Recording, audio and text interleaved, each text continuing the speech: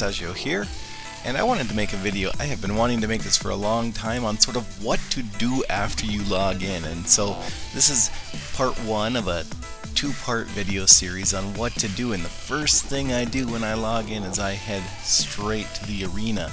So I'll do 4 arena matches. These are in real time. I don't think I sped these up.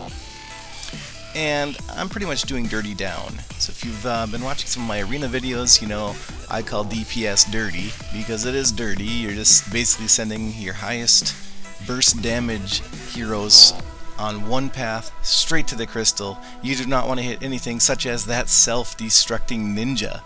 And you can see here that his spirit mage has a high energy bar, and boom, I am a goner. Ken 121314 annihilated me. I cannot beat that. So I go straight to Dominicus 1975, and again I'm doing dirty down. I call that lower path down, upper path up, middle path mid, so this is dirty down. And now a ninja without self-destruct, such as that one. Very funny how there are similar defenses here, different players. You know, if I just have something light in my way, such as a ninja or something with lower hit points, then yeah, I take out that crystal in 24 seconds, no big deal, because I have an insane burst damage, and I have 2 sprinters. I got Succubus with a sprint 4, and I have Snowzilla with a sprint 5. I did not want a sprint team, I just happened to have a sprint team. Sort of like Zen 7, it's like we take what we get, and that's kind of what we got. Our talents gave us a DPS sprinting team, and that's what we go with. You know, Boja BMT, I call this meaty, this is a meaty down defense. I can't beat a defense like that. That's the problem with a dirty offense, is you can't beat a meaty defense. And what I mean by meaty is high hit point, high survivability, area of effect all on one path. So when dirty hits meaty, Boja BMT's meaty defense, head to head I lose. But look at this, he's got a level 130, 140 heroes. And I got level like 80, 90 heroes. And I take them down really fast. Again, I average about 25 seconds to take down the crystal, and then this one I did it in 23 seconds. That's pretty good right there. I just ranked up my ninja to 4 of 9. So anyways, after arena's all done, I do 4 quick ones, and then I head straight to the dungeon. This is dungeon 5, Skull 2. This is my favorite right now. It's so easy. I mean, you just bring in your tank first. I have Atlantic Core as my tank. You bring Druid second. That Druid pops over the wall, and then you send everyone straight at him, straight down the middle. All the rest of the heroes, and there are nasty, biatchy heroes down there.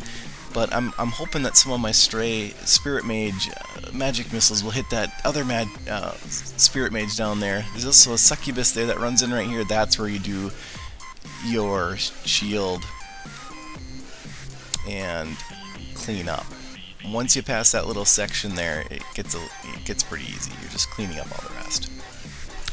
I've had a lot of gold to burn there, so I've been throwing in some frenzies, but you don't have to do that. I just I don't like to log off with any gold, so I use Ares Frenzy as much as possible just to make the dungeons faster and to ensure that I succeed and pass and don't lose any heroes. That's my goal here.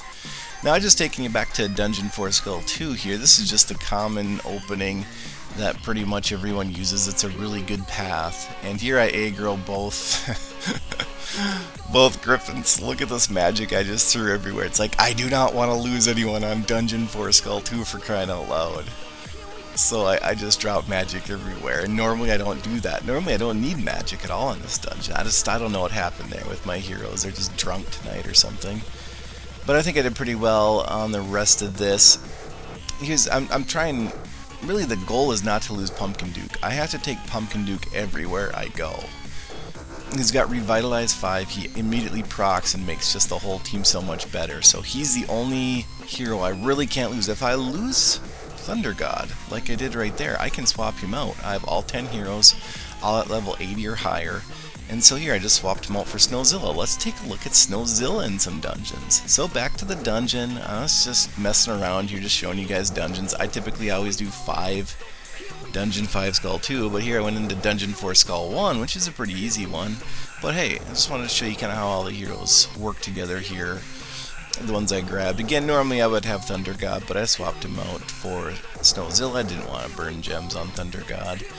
I dropped that Frenzy down there. I mean, probably don't need all these things on this dungeon, but typically how I open is I toss that Frenzy out there and get all my heroes attacking real fast, trying to get those magic missiles out of the old Spirit Mage and trying to get Druid at least one area of effect heal, you know, and get that Snowzilla proc off, because, you know, I really don't have Revitalize on anyone except Pumpkin Duke.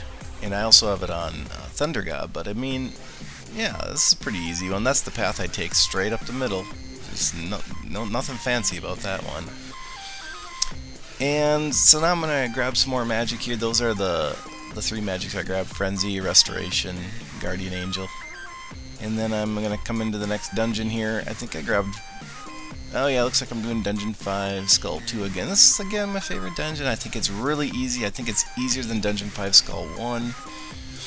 But then again, Dungeon 5, Skull 1 is more experience in shards, so it's kind of strange how they ordered that. But I don't know, this is a good one to do just over and over and over again. You just take one path down. Your heroes almost always... I mean, how the dungeon walls are set up right there, where Druid is, the walls get real skinny, so it forces all your heroes down into that little channel, which is perfect, because that's where you're going to drop Guardian Angel. And so, yeah, and I just love this dungeon. I think it's the easiest one for me, for how my heroes' talents are and whatnot, so... I didn't lose any heroes here. I think I did 5 straight dungeons. I believe I have one more, maybe 1 or 2 more. And taking a look at some heroes here.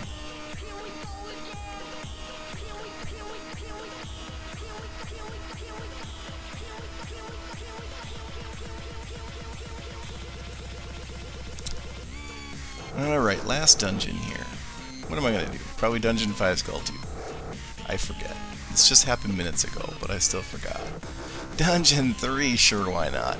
Dungeon 3 Skull 2. This is a fun one. Again, I did this one so much as I was leveling in the 60s, but yeah, I just go right in the center and just go for it, you know?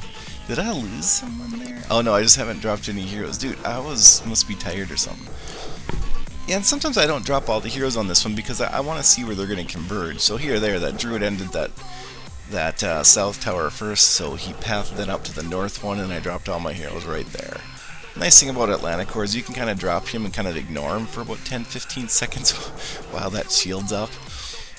And of course with Druid right behind Atlanticor, healing him, yeah, it's a great opener, just Atlanticor Druid. I call that the Druidicor Breach, where you drop the Atlanticor and then the Druid right after him. It's awesome, and that's how I attack some bases in part 2. Anyways, that's all I got. So first I do arena, then I do dungeon, and the next one is I raid PvP, baby. PvP is part 2, and then I do a quick Here Be Monsters. So that's the order, and keep it dirty. Please subscribe too.